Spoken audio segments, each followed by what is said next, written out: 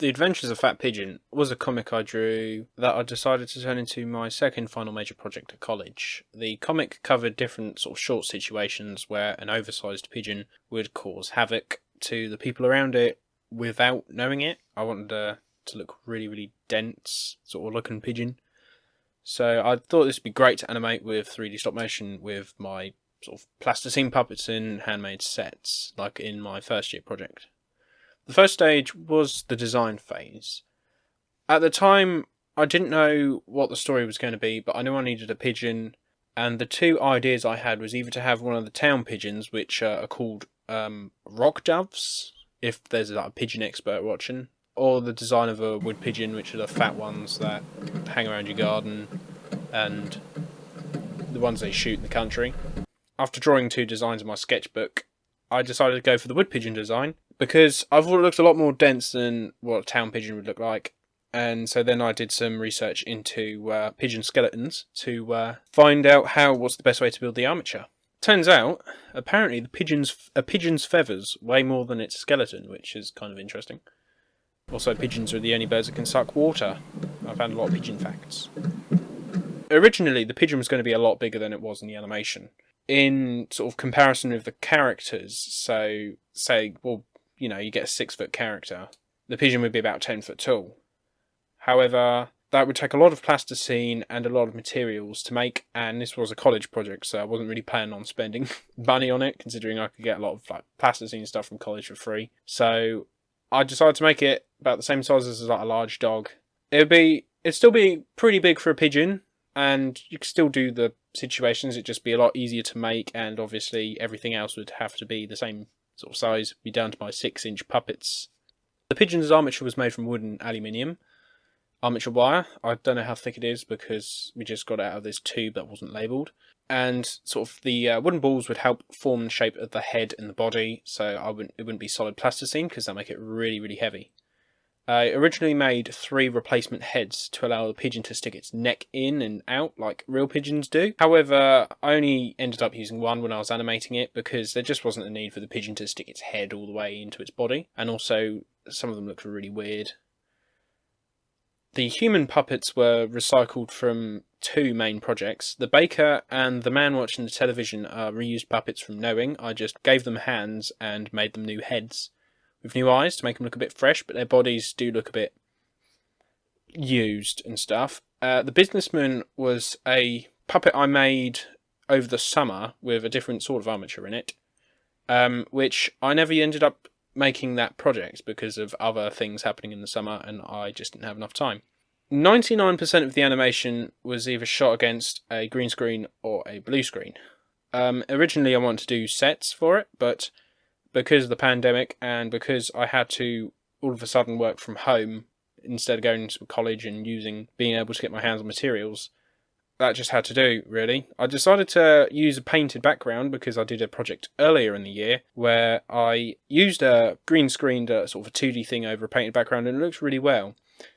I wasn't, in my opinion, wasn't able to pull it off as well in this project, but hey, you just, got to do with what you get, and it also helped me with keying stuff as well and doing masks, which I think I did an okay job considering it was my first time using a green screen that much and that heavily.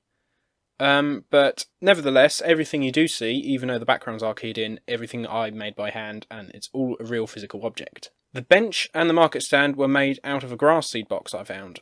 The purple armchair was made out of about 500 grams of plasticine, an entire packet of purple plasticine, which I was not expecting. The entire project was filmed on my kitchen table, so I took over the dining room for 3 weeks to shoot the 3 shorts. There wasn't any dialogue, so it wasn't hard to do lip syncing and stuff. All the sounds were added in afterwards, which was a shame because I really wanted to get people to do sort of grunts and moans like in Shaun the Sheep, where the human characters don't actually talk, they just murble and stuff. Don't even think that's a real word. But yeah, I did it that way because I couldn't get people to record and it would be a lot quicker. This is actually one of the first projects I actually draw storyboards for.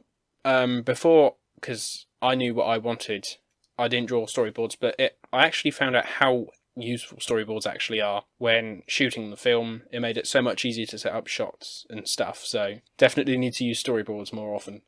One of the things that made this project very different to the others was that I decided to make it entirely shooting with manual lenses. I used a set of Contax Yashica lenses, which are very good. I had to get an adapter ring for my Canon camera so they would fit, but I was really happy with the results, and I'm looking forward to using them again. Admittedly, on other projects after this, like the Republic Reserves or the 2D paper cutout animation, we're using the automatic lens, but I just didn't have them around then, and it was just easier to use the zoom lens so I can get the focal length I wanted. The most complicated shot to do was the aerial shot at the end of the TV short. The pigeon had to sort of stand on top of an aerial and bend it to sort of disrupt the signal it was receiving.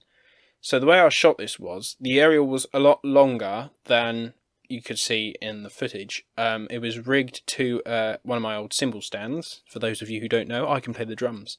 So it was rigged to my old cymbal stand, and the pole that was meant to be holding up was a bit of rubber hose that had been